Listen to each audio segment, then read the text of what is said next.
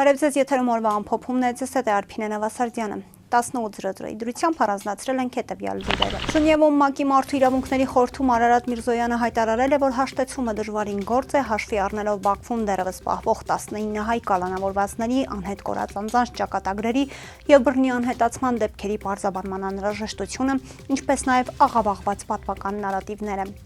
Այնուամենայնիվ Հայաստանը շարունակում է վճռականորեն հանձնառու մնալ այս ուղու հետագա իրականացման, հասկանալով, որ խաղաղության հետագա ինստիտուցիոնալացումը կխթանի հակամարտության հետևանքները լուծելու ավելի բարենպաստ միջավայր, ասել է նա։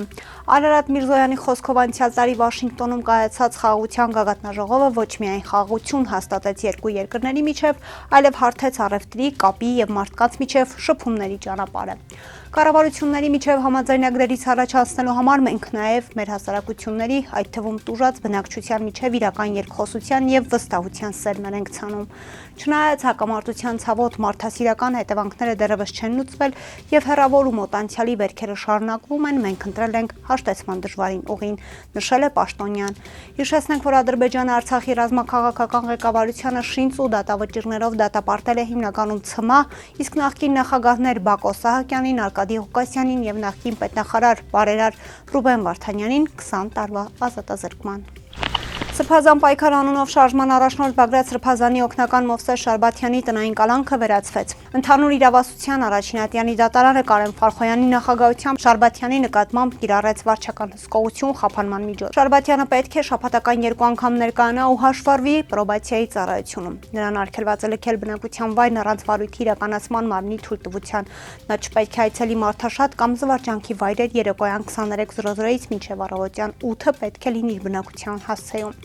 Վարչական հսկողությունը կիրառվելու է առանց էլեկտրոնային հսկողության, իսկ խափանման միջոց 3 միլիոն գրավը եւ բացակայելու արգելքը մնում են անփոփոխ։ Դատարանը նրան չարգելեց նաեւ մասնակցել պատարակների։ Նշենք, որ պաշտպանական կողմի միջնորդությանը չարարկեց նաեւ հանրային մեղադրողը հաշվի առնելով Շարբաթյանի առողջական խնդիրները, մասնավորապես իշեմիկ հիվանդությունը եւ ինտենսիվ միջամտությունների կարիքը։ Սրբազան պայքարի գործով անցնող Կարո Օկումուշյանի նկատմամբ կիրառվեց տնային կալանքը, երկարաձգվեց 3 ամիս ժամկետով։ Նշենք, որ Կարո Օկումուշյանը եղել է Հայաստան խմբակցության անդամ Արթուր Սարգսյանի ընտանիքի վարորդը։ Ըստ Հայաստանի Հանրապետության քննչական կոմիտեի Սրբազան պայքար շարժման մասնակիցները եւ ղեկավարները պլանավորել էին Հայաստանում իրականացնել ահաբեկչական եւ իշխանությունը զավթելուն ուղղված գործողություններ։ Շարժման մասնակիցներն ու նրանց պաշտպաններն այս մեղադրանքը չեն ընդունում, պնդելով, որ տեղի ունեցողը քաղաքական հետապնդում է, իսկ Բագրատ Սրբազանին վերագրվող ձայնագրությունը մոնտաժված է։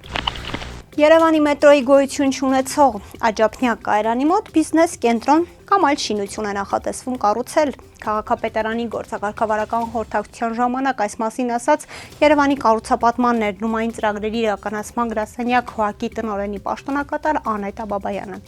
Նա տեղեկացրեց, որ կայարանին հարակից տարածքում քաղաքաշինական ներդրումային ծրագիր իրականացնելու երկփուլ մրցույթ է կայացել։ Դիմել է 7 միջազգային կազմակերպություն, որից 2-ն են որակավորվել։ Արդեն պետք է ամբողջական առաջարկներ ներկայացնեն, վերջնաժամկետը մարտի 3-ն է, դրանից հետո կլինի պայմանագրերի կնքում եւ ակնկալվում է, որ հունիսի կեսերից աշխատանքները կմեկնարկեն, ասաց Բաբայանը։ Նա հայտնեց, որ առաջարկվելու են որոշակի շարավղով տեղային լուծումներ, ինչպես քաղաքաշինական բովանդակությամբ, այնպես էլ ներդրումային ծրագրի մշակում։ Դրանով ներդրումային փաթեթ հնարավոր կլինի ձևավորել համապատասխան հաշվարկներով, վերլուծություններով, հողի արժեքով ու ներդրումային մոդելով։ Տիգրան Ավինյանն էլ նշեց, փաստորեն ստանալու են որոշակի էսքիզային առաջարկ ու տեխնիկատնտեսական հիմնավորում։ Նրա խոսքով ստացվում է, որ կայարանի հարակից տարածքում բիզնես տրամաբանությամբ շահավետ մի կառույց է լինելու, որը որոշակիորեն կմեղնի այն ծախսերը, որոնք կատարվելու են կայարանի կառուցման համար։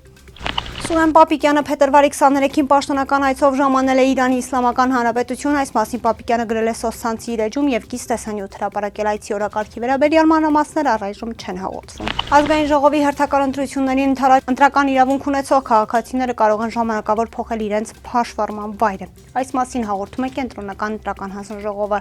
Մինչ մայիսի 26-14:00 քաղաքացիները կարող են դիմել ներքին գործերի նախարարության միգրացիա եւ քաղաքացիության վարչություն ըստ հաշվառման վայրի ընտրողների ցուցակից ժամանակավորապես դուրս գալու եւ ըստ գտնվելու վայրին դրական տեղամասին տրողների ցուցակում ավելացվելու համար։ Դիմումը կարող է ներկայացվել էլեկտրոնային կամ թղթային եղանակով։ Էլեկտրոնային դիմումներն ապահովում են էլեկտրոնային թվային ստորագրությամբ։ Այլ անձի անունից դիմում ներկայացնելու դեպքում դիմումատուն պարտավոր է ներկայացնել նոտարական վավերացմամբ հաստատված լիազորագիր։ Հայաստանի Հանրապետության ազգային ժողովի ընտրություններին ընտրելու իրավունք ունի 18 տարին լրացած Հայաստանի Հանրապետության քաղաքացին, նշվում է հաղորդագրության մեջ։ Ազգային ժողովի հերթական ընտրությունները Հայաստանում կանցկացվեն 2026 թվականի հունիսի 7-ին։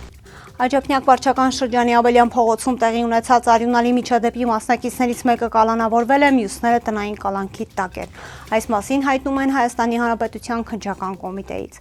Ավելի վաղ հայտնի էր դարձել, որ աջափնյակի կրակոցների դեպքով հանրային քրեական հետապնդում է հարուցվել 12 անձի նկատմամբ սպանության փորձի դեպքի մասնակիցներից մեկի նկատմամբ խափանման միջոց է կիրառվել կալանքը, 5-ի նկատմամբ տնային կալանքը, հայտնում են քննչական կոմիտեից։ Հիշեցնենք, փետրվարի 18-ին ժամը 16:00-ի սահմաններում կրակոցներ էին հնչել Երևանի Աբելյան փողոցում։ Իրավապահները դեպքի վայրում հայտնաբերել էին ատրճանակից ու ինքնաձիգից արձակված կրակոցի հետքեր, դանակ եւ արյան հետքեր։ Արմենիա բժշկական կենտրոն տեղափոխված 7 վիրավորներից մեկը հենց վիրահատության սեղանին մահացել էր, մյուս 6-ին վիրահատել են, նրանց կյանքին վտանգ չի սպառնում։ Փետրվարի 16-ին Զովունիում կրակոցների սպանված Ռուբեն Գն հայտնի դերասանուհի օպերային երգչուհի Արսինե Նավասարդյանի որդին է, այս մասին հայտնում է Արնուր EM-ը։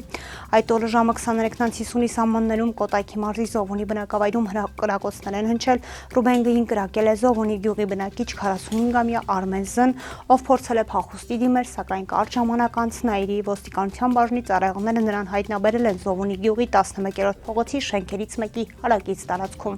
Նա ձերբակալվել է ծանր մարմնական վնասվածք պատճառելու անմիջականորեն ծագած հիմնավոր կասկածի հիմքով եւ տեղափոխվել Նաիրիի ոստիկանության բաժին, ապա ներկայացվել Նաիրիի քննչական բաժին։ Հանցագործությունը նա կատարել է իր անվամբ հաշվառված Սայգա տեսակի որսորդական ակոսափող հրազենից։ Դատախազությունից հայտնում են, որ դերասանուհու որդուն սպանողը 2 ամսով կալանավորվել է։ Փետրվարի 22-ին մահվան ելքով վրաերթը տեղի ունեցել Վայոց Ձորի մարզում ժամը 19:35-ի սահմաններում Երևան-Մեղրի ավտոճանապարհի 122 կիլոմետրի հատվածում Եղեգնաձոր քաղաքի վարչական տարածքում Վայոց Ձորի մարզի բնակիչ 35-ամյա Գորհն իր վարած Opel Mokrish ավտոմեքենայով վրաերթի է ենթարկել փողոցը չթույլատրելի հատվածով հատող հետիոտն Վայոց Ձորի մարզի բնակիչ 60-ամյա Ծովիկ Ս-ին։ Ինչպես հայտնում է ֆոտոլրագրող Գագիկ Շամշյանը, վարորդը փախուստի չի դիմել, ահազանգել է շտապ օգնություն եւ օպերատիվորեն ժամանած Վայոց Ձոր բժշկական կենտրոնի շտապ օգնության բժիշկների հերթապահ խումբը վրաերթի ենթարկվածին